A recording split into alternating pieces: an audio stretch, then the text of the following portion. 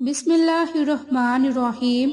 عائشہ Islamic history کی پیاری بہنوں اور بھائیوں، السلام علیکم۔ آج کی اس ویڈیو میں آپ کے ساتھ شعبان کے چاند کا خاص عمل اور خاص دعا شیئر کروں گی۔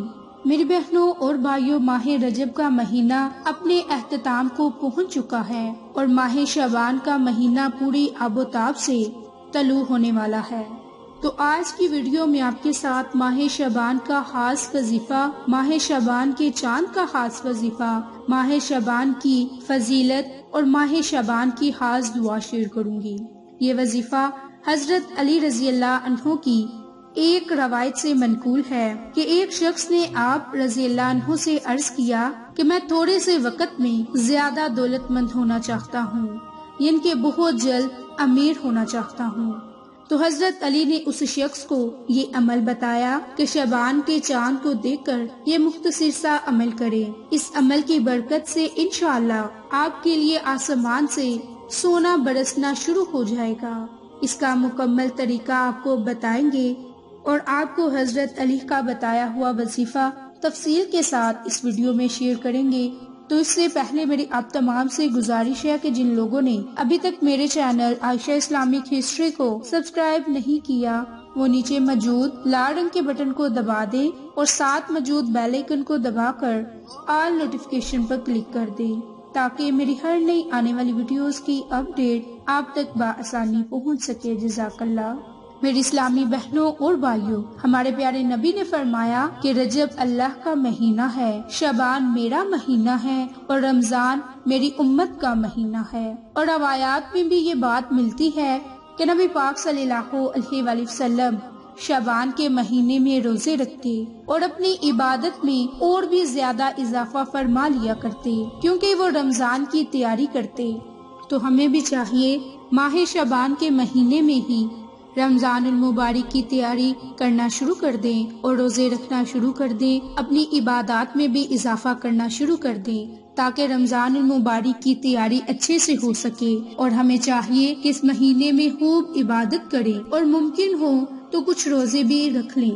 میری بہنوں اور بھائیوں، حضرت علی رضی اللہ عنہ کی حکایت ہے کہ جس میں آپ نے شعبان کا خاص وظیفہ ذکر فرمایا کہ ایک شخص حاضر ہوا اور دستے ادب جوڑ کر عرض کرنے لگا کہ امیر المومنین، تھوڑے سے وقت میں زیادہ دولت مند ہونا چاہتا ہوں۔ ایسی دعا یا ایسا رستہ بتا دیں کہ جس میں میں بہت کم قیمت میں زیادہ دولت کما لوں۔ بس یہ کہنا تھا۔ انہوں نے فرمایا، آسمان کو دیکھ کر آیا تو تمہیں کیا نظر آ رہا ہے؟ اس نے کہا، اے امیر المومنین، کچھ تارے ہیں اور چاند چمک رہا ہے۔ حضرت علی نے فرمایا، انسانوں کے لیے رحمت باعث شہرت اور دولت کی نشانی ہے۔ جب پہلی رات کا چاند آسمان پر نظر آتا ہے تو اس وقت کے انسانوں سے مخاطب ہو کر کہتے ہیں کہ یہ اللہ کی طرف سے خوشخبری ہے۔ یاد رکھنا کہ شعبان کا چاند آسمان پر نظر آتا ہے، اس وقت اللہ تعالی حضرت میکا علیہ السلام کو حکم دیتے ہیں کہ اپنے گھروں کے دروازے کھول دو اور زمین کی طرف دیکھو، اس پر جو مانگے اسے وہ عطا کرنا۔ شعبان کا چاند دیکھ کر یہ قرآنی سورت پڑھ لیا کرو، جن کے سورت فاتحہ کو 3 مرتبہ پڑھ لیا کرو اور اللہ سے دعا مانگو کہ اے اللہ، تو حضرت میکا علیہ السلام کو حکم دے دے مجھے اپنے خزانے سے ایسی دولت عطا کرے کہ مفلسی اور محتاجی سے آزاد ہو کر اللہ کے فضل سے سونا بھر کر تمہارے لیے آسمان سے اتارے گا۔ اس کی فضیلت، اس کی برکات آپ ملاحظہ فرمائیں کہ یہ دولت کے حصول کے لیے کیسا پیارا منظر ہے۔ یاد رہے، اس میں بڑی ہی فضیلت ہے۔ لہٰذا شعبان کے چاند کو دیکھ کر یہ وظیفہ ضرور کریں اور اللہ کی ذات سے اپنے لیے دولت کی دعا کریں۔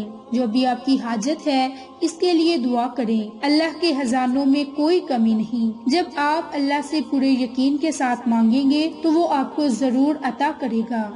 میری بہنوں اور بھائیوں، حضرت ابن عباس بیان کرتے ہیں کہ ایک دن جبریل علیہ السلام نبی پاک صلی اللہ علیہ وآلہ وسلم کے پاس بیٹھے ہوئے تھے تو انہوں نے اوپر کی جانب سے ایک آواز سنی۔ حضرت جبریل نے کہا کہ یہ آسمان کا ایک دروازہ ہے جو آج کھولا گیا اور آج سے پہلے کبھی بھی اس دروازے کو نہیں کھولا گیا اور دروازے سے ایک فرشتہ نازل ہوا اور یہ فرشتہ زمین کی طرف نازل ہوا ہے اور اس سے پہلے کبھی نازل نہیں ہوا۔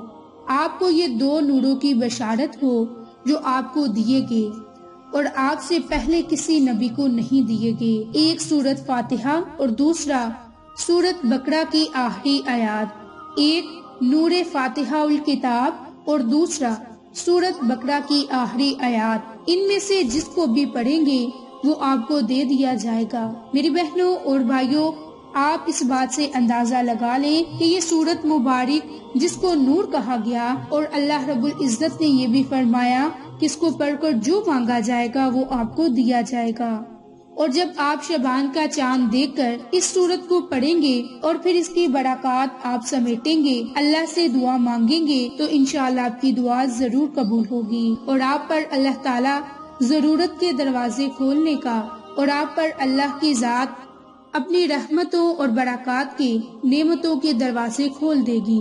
میری بہنوں اور بھائیوں، حضرت ابو سعید بیان کرتے ہیں کہ میں نے نبی پاک صلی اللہ علیہ وآلہ وسلم کے ساتھ مدینہ کے کسی رستے میں جا رہا تھا۔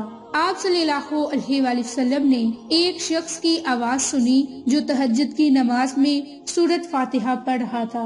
نبی پاک صلی اللہ علیہ وآلہ وسلم اس کو سنتے رہے اور اس سورت کو ختم کر لیں تو آپ نے فرمایا کہ ان میں اس کی مثل اور کوئی ضرورت نہیں۔